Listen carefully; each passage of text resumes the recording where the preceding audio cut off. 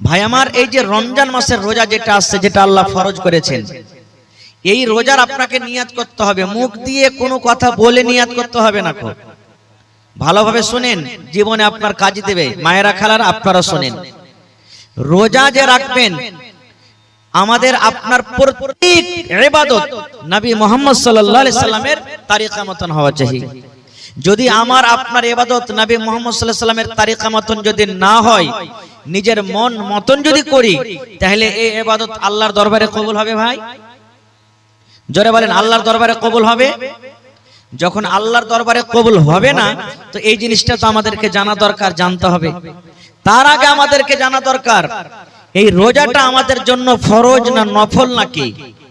আল্লাহ তাআলা কোরআনে বলছেন কি, ইয়া আইয়ুহাল্লাযীনা আমানু, আল্লাহ রাব্বুল আলামিন ঈমানদার বান্দা বান্দীদেরকে আল্লাহ রাব্বুল আলামিন ডাক দিয়ে বলেন, এই জায়গাতে কোনো বেঈমান, কোনো ধোঁকাবাজ, কোনো দাগাবাজ, কোনো মুশরিক আল্লাহ রাব্বুল আলামিন তাদেরকে ডাক দিয়ে বলেন না।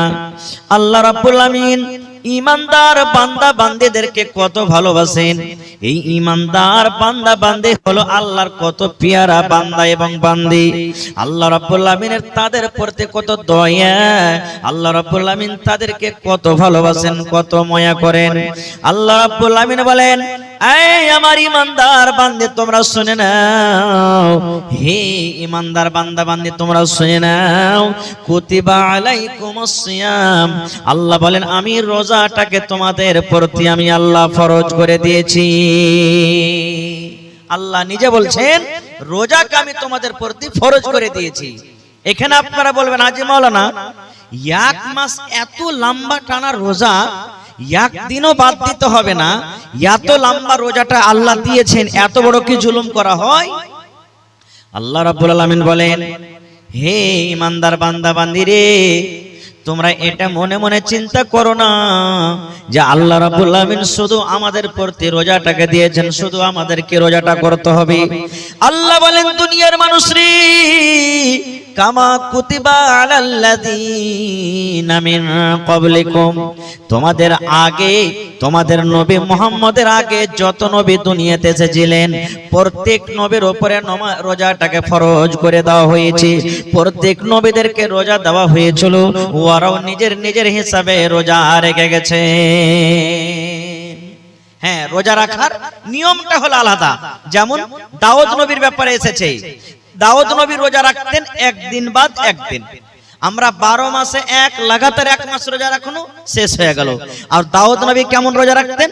আজকে রোজা রাখলেন, কালকে ছুটি, পরশু রোজা রাখলেন, তারপরে ছুটি, আবার তারপরের দিন রাখলেন, তারপরে ছুটি। তো তাদের বছরে কতদিন রোজা হতো ভাই? কতদিন রোজা হতো? একদিন পর একদিন গোটা বছর রোজা। কতদিন রোজা রাখতেন হিসাবটা জানেন না? আর একটু জোরে বলেন। 6 মাস। আর আমরা কত রাখছি? 1 মাস। তো কাদের মুশকিল ছিল বেশি? সুবহানাল্লাহ। আল্লাহ বলছেন, বান্দা শুধু তোমরা এটা মনে করিও না যে আমি তোমাদের জন্য রোজাটাকে দিয়েছি, তোমাদের আগেও রোজা ছিল। এবার বলবেন, হাজী মাওলানা রোজা কেন দিল আল্লাহ? রোজা দেওয়ার উদ্দেশ্য কি? আল্লাহ রাব্বুল আলামিন বলেন, লাআল্লাকুম তাত্তাকুন, হে ঈমানদার বান্দা বান্দিরে, 1 মাস তোমরা রোজা রাখবে। 1 মাস রোজা রাখার পর যেন তোমরা সমস্ত গুনাহকে বাদ দিয়ে, সমস্ত পাপ থেকে দূরে থেকে যেন তোমরা একটা মুত্তাকি পরহেজগার বান্দা হয়ে যাও, যেন তোমরা আল্লাহওয়ালা হয়ে যাও, যেন তোমরা আল্লাহওয়ালি হয়ে যাও, যেন তোমরা মুত্তাকি হয়ে যাও, পরহেজগার যেন হয়ে যাও। এই মুসলমান, এই আয়াত থেকে আমরা বুঝতে পারলাম একটা লোক 11 মাস মদ পান করলো, আর ওই লোকটা রমজান মাসে রোজা রাখলো। আর রমজান মাস রোজা রাখার পর যখন রমজান মাসটা চলে গেল, ওই লোকটা আবার মদ পানতে শুরু করে দিল। আল্লাহর আয়াত মোতাবেক বোঝা গেল বন্ধুরে, ওই লোকটার রোজা আল্লাহর দরবারে কবুল হয়নি। একটা লোক সারা জীবন মদ পান করে, বিচার করে, রোজা রাখলো, আর রোজা রাখার পর যেমন রমজান মাস চলে গেল, ওই লোকটা আবার কিন্তু মদ পান করতে শুরু করে দিল, আবার জেনা ব্যভিচারে সেই লোকটা লেগে গেল। আল্লাহ বলেন, বান্দারে এখনো ওই লোকটা রোজা আল্লাহর দরবারে কবুল হয়নি। এবারে কত লোক বলবেন যে রোজা তো আল্লাহ ফরজ করেছেন, মাওলানা রোজা না রাখলে কি হবে? রোজার দিনে কত ভাই এমন আছেন, বাজারে সিগারেট টানবে, মিষ্টির দোকানে মিষ্টি খাবে, হোটেলে ভাত খাবে, রুটি খাবে। ওকে যদি আপনি বলেন, আরে ভাই রোজাটা কেন করিসনি, কি বলবেন জানেন? বাড়িতে কি খাইতে নাই যে মৌলভী সাহেব যে রোজা করে বেড়াবো। কত ভাই তো বলবেন, আল্লাহকে দেখে ডরাই না, আল্লাহকে দেখে ভয় করি না, তো মানুষকে দেখে ডরিয়ে কি করব রে? হ্যাঁ, মানুষকে দেখে ডরিয়ে কি করব? ওই নওজওয়ান, ওই ভাই, ওই বোনের জন্য একটা হাদিস, সহিহ হাদিস।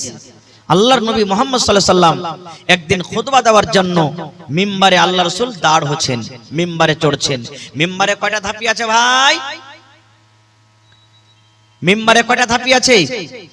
3টা ধাপি আছে। আমার নবী মিম্বারের প্রথম ধাপিতে যখন নবী যে পা দিয়ে দিলেন, তখন পড়লেন আমিন। কি পড়লেন? আমিন। আমিন মানে কি? আল্লাহ তুমি কবুল করো। যেমন বলি গায়রিল মাগযুবি আলাইহিম ওয়ালাদ-দাল্লিন পড়ি না, তখন কি পড়ি? আমিন। এই সূরাটাতে দোয়া আছে কিছু, আমি ওদিকে যাব না।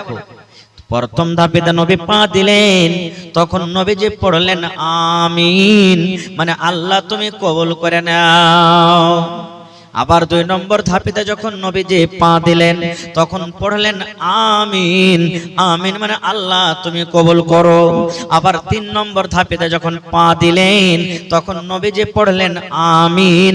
আমিন মানে আল্লাহ তুমি কবুল করো। কয়বার পড়লেন? জোরে বলেন। 3 বার। ভাইরাকে বলবো, যদি খানি টানি থাকে ভাই, দিনের কথা শুনছেন, পায়ের তলাতে ফেলে আমার সাথে একটু কথা বলবেন। আমি যতক্ষণ থাকবো মাঝে মাঝে কথা বলতে হবে আপনাদেরকে। নবীজি কয়বার আমিন পড়লেন? 3 বার। খুতবা নামাজ হয়ে গেল। একজন সাহাবী বলছেন, ইয়া রাসূলুল্লাহ, আমিন তো তখন পড়ে যখন কেউ দোয়া করে, যেমন আল্লাহ পর মুসিবত তুমি দূর করে দিও, তখন পড়ে আমিন। আল্লাহ উমুককে তুমি মাল দিও, তখন পড়ে আমিন। এখানে তো কেউ দোয়া করেনি, আর আপনি আমিন পড়লেন, কারণটা কি? এ আমার সেমাপুর এলাকার মায়েরা, খালারা, ভাইরা, শোনেন বন্ধুরি, কত সুন্দর হাদিস। আল্লাহর রাসূল বললেন, হে আমার সাহাবীরা শুনে নাও, আমি যখন মিম্বারের প্রথম ধাপেতে পা দিলাম রে বাবা, তখন পড়লাম আমিন। আমিন মানে আল্লাহ তুমি কবুল করো। এই জন্য আমি আমিন পড়লাম। আমি যখন প্রথম ধাপেতে পা দিলাম, আল্লাহর ফেরেশতা, যে ফেরেশতা আমার জীবনে বারবার আসে, বারবার আসে, আল্লাহর আদেশ নিয়ে আসে, কখন কোরআন নিয়ে আসে, আল্লাহর হুকুম নিয়ে যে ফেরেশতা আমার কাছে বারবার আসে, ওই জিবরিল ফেরেশতা আমার কাছে এসে কানে কানে আমাকে বললেন, আল্লাহর নবী গো, আপনি আপনার উম্মতকে জানিয়ে দেন গো নবীজি, আপনি আপনার উম্মতকে বলে দেন, যে মানুষেরা রমজান মাস পেল, যে মানুষেরা রোজার মাস পেল, রোজার মাস পাওয়ার পর 1 মাস রোজা রাখলো না, রমজান মাসের রোজা রাখলো না, রোজা রাখলো না, তারাবি পড়লো না, তেলাওয়াত করলো না, জিকির আজকার করলো না, 1 মাস রোজা রেখে নিজের জীবনের গুনাহকে maaf করতে পারলো না, ওই লোকটা যেন হালাক হয়ে যায়, বরবাদ হয়ে যায়, ওই লোকটা যেন ধ্বংস হয়ে যায়। তখন নবী বললেন, আমি পড়লাম আমিন। আমিন মানে আল্লাহ তুমি কবুল করে নাও। নারে তাকবীর, সুবহানাল্লাহ। তাহলে ভাই, আমি দোয়া করব, আমার মাওলানা দোয়া করবেন, আর কেউ দোয়া করবেন, কবুল হইতে পারে নাও পারে, 50-50, কিন্তু আল্লাহ এবং আল্লাহ রাসূল এবং জিবরিল ফেরেশতা যদি দোয়া করেন, তাদের দোয়াকে কোনোদিন রদ হবে ভাই? জোরে বলেন, রদ হবে? নবী দোয়া করেছেন, বদদুয়া জিবরিল ফেরেশতা করেছেন। আল্লাহ যে রোজা রেখে গুনাহ maaf করলো না, ভালো শরীর স্বাস্থ্য, হাট্টা কাট্টা শরীর, রমজান মাসে রোজা রাখলো না, রোজার মাস পার হয়ে গেল, ওই লোকটা যেন হালাক হয়ে যায়, বরবাদ হয়ে যায়। কে দোয়া করেছেন? জিবরিল, আমিন, আল্লাহ রাসূল। তাহলে এই পুরা কবল হতভাগা মুসলমান, রমজান মাস আসছে, যদি রোজা না রাখেন তাহলে কিন্তু নবীজির বদদুয়া পাবেন। এবার বলবেন, হাজী মাওলানা নবীজির দোয়া কত তাড়াতাড়ি কবুল হয়? একটাই হাদিস আপনাদের সামনে বলবো। আল্লাহর নবী একদিন খুতবা দিচ্ছেন, দাঁড় হয়ে হয়ে খাড়ো হয়ে নবী খুতবা দিচ্ছেন, আর একজন সাহাবী এসে বলছেন, ইয়া রাসূলুল্লাহ, সমস্ত ঘাস পাত শুকিয়ে গেল নবীজি, মাল গরুকে কি খাইতে দিব, পানি হয় না, ঘাস পুড়ে গেল সব। আল্লাহর কাছে একটু দোয়া করেন যাতে আল্লাহ পানি দেয়। আজকে যেমন জমিন শুকিয়ে যায়, আমাদের আপনাদের এলাকাতে মেঘ পানি হয় না, তখন মসজিদে মসজিদে দোয়া করি কি করি না ভাই? নবীর জামানাতে একজন সাহাবী বলছেন, ইয়া রাসূলুল্লাহ, নবীজি কিন্তু খুতবা দিচ্ছেন, ওই হালাতে বলছেন ঘাস পানি শুকিয়ে গেল, আল্লাহ রাসূল পানির জন্য দোয়া করেন আল্লাহ যেন পানি দেয়। আমার নবী মিম্বারে দাঁড় হয়ে হয়ে নবীজি দুই হাত কিন্তু উঁচা করে দিলেন, দুই হাত নবীজি তুলে দিলেন, আল্লাহর কাছে দোয়া করলেন, রব্বুল আমিন পানি দাও, পানি দাও, আল্লাহ তুমি পানি দাও। যেমনই নবীজি পানির দোয়া করলেন, ওরে আল্লাহ বিজলির কারেন্টের চাইতো আমার দয়ার নবী আল্লাহর দরবারে দোয়া কবুল হয়ে গেল। নবীজি আমার খুতবা দিতে আছেন, আল্লাহুস সামাদ, এইবারে কিন্তু আকাশ থেকে পানি বর্ষিত শুরু হয়ে গেল। খুতবা দিতে আছেন, নামাজ পড়া শেষ হয়নি, পানি হইতে লাগলো। নবীজি দোয়া করলেন, আল্লাহ পানি দাও, পানি হইতে লাগলো। কতদিন পানি হলো? শুক্রবারে দোয়া করলেন, শুক্রবার পানি হইলো, শনিবার পানি হলো, রবিবার পানি হইলো, সোমবার পানি হলো, মঙ্গলবার পানি হলো, বুধবার পানি হলো, বৃহস্পতিবার পানি হলো, আবার সামনে জমাতে আবার শুক্রবার মেঘ হয়ে আছে, এখনো ছুটতে চায় না, ঝমঝম ঝমঝম ঝমঝম ঝমঝম করে কিন্তু মেঘ হয়। আবার সে আরেক জমাতে 7 দিন 8 দিন পর আমার নবী খুতবা দিচ্ছেন। এবার আরো একজন সাহাবী কিংবা ওই সাহাবী এসে বলছেন, আল্লাহর নবী আর একবার আল্লাহর দরবারে দোয়া করেন, নবী গো এত পানি হয়েছে, এত মেঘ হয়েছে, মেঘের কারণে সমস্ত জমিন জায়গা ডুবে গেল, সমস্ত ঘাসপালা ডুবে গেল, নবী গো আমরা জানোয়ারকে কি খাওয়াবো, উটকে কি খাওয়াবো, ভেড়াকে কি খাওয়াবো, দুম্বাকে কি খাওয়াবো? একটু আল্লাহর দরবারে দোয়া করেন, আর পানির দরকার নাই, আল্লাহ যেন এই পানিটাকে বন্ধ করে দেয়। আল্লাহর নবী আবার হাত তুলে দিলেন, হে রব্বুল আলামিন পানির দরকার পূর্ণ হয়ে গেছে, আল্লাহ তুমি পানি বন্ধ করে দাও, আল্লাহ এদিক ওদিকে তুমি পানি দাও, আর কিন্তু পানি দিও না। এই মুসলমান নয়ার নবী যেমন দোয়া করলেন, ওরে সুবহানাল্লাহ, এইবারে নবীর দোয়া করতে না করতে সঙ্গে সঙ্গে এইবারে কিন্তু পানি বন্ধ হয়ে গেল। নারে তাকবীর! হয়নি, হবে না, হতে পারে না, আমার নবীর সাথে কারো তুলনা। হয়নি, হবে না, হতে পারে না, আমার নবীর সাথে কারো তুলনা। হায়রে তুলনা তো দূরের কথা, ছায়াও মিলে না।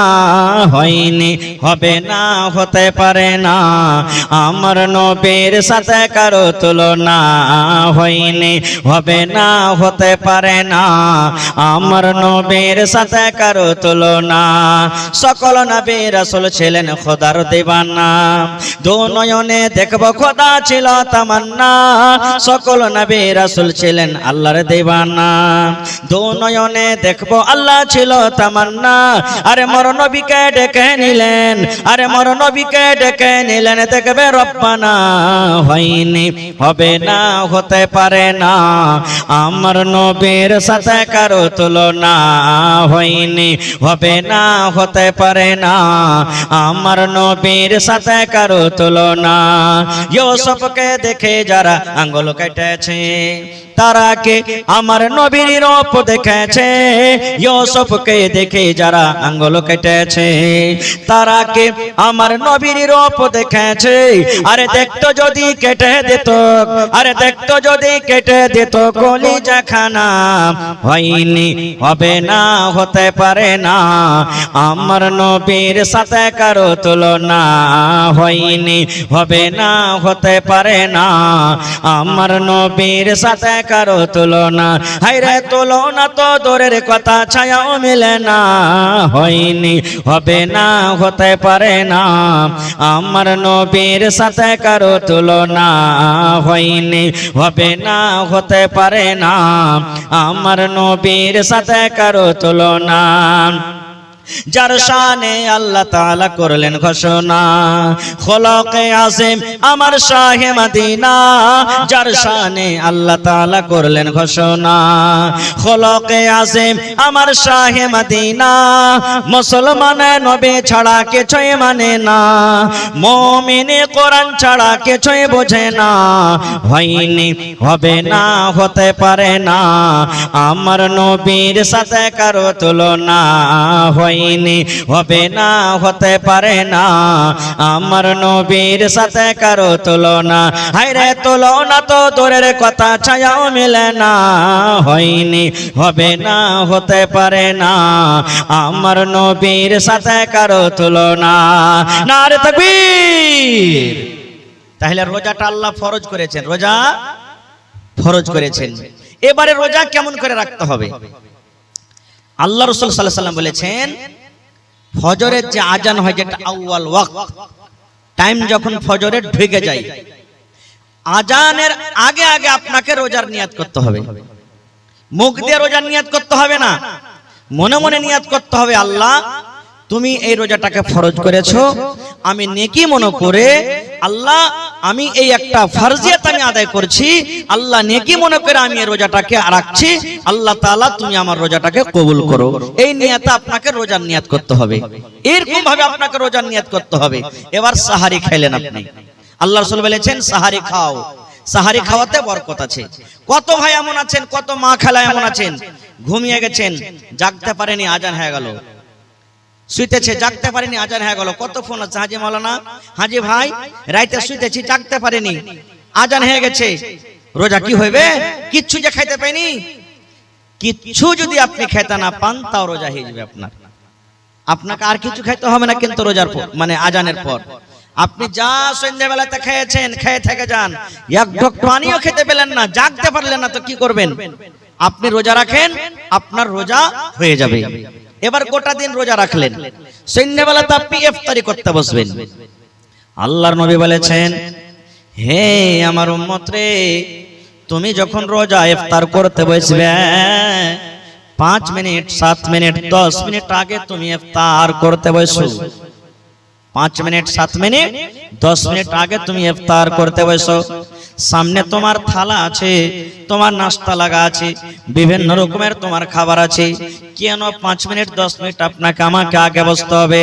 আল্লাহর নবী বলেছেন, উম্মত, রোজা কবুল হওয়ার কয়েকটা জায়গা আছে রে। আল্লাহর দরবারে মানুষ যে দোয়া করবে, আল্লাহ তুমি আমার দোয়াকে তুমি কবুল করো, আল্লাহ গুনাহ খাতাকে maaf করে দাও।